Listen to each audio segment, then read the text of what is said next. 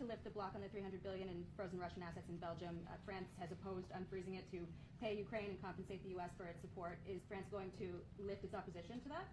This is, we speak about frozen assets. We already used them to back precisely the loans negotiated at the G7.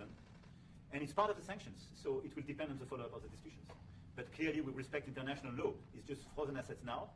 You can take the proceeds of the frozen assets, but you cannot take the assets themselves because it's not respecting international law, and we want to respect international law. How is one different than the other? If you can take the proceeds from it, how can you not take Because the it's very different. You keep the assets, you take the proceeds because they are paralyzed in a certain way. You take the proceeds during the wartime, but you keep the assets, and it's part of the negotiation at the end of the war.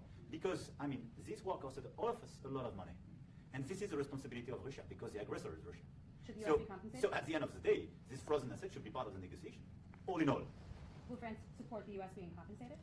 I support the idea to have Ukraine first being compensated, because they are the ones to have lose a lot of their fellow citizens and being destroyed by this attack. Second, all of those who paid for could be compensated, but not by Ukraine, by Russia, because they were the one to aggress.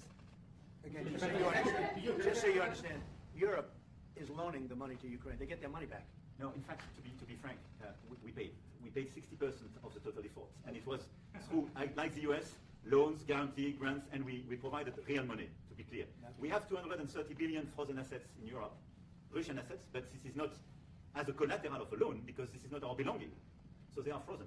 If at the end of the day in the negotiation we will have with Russia, they're ready to give it to us, super. It will be loan at the end of the day, and Russia will have paid for that. If you believe that, it's okay with me.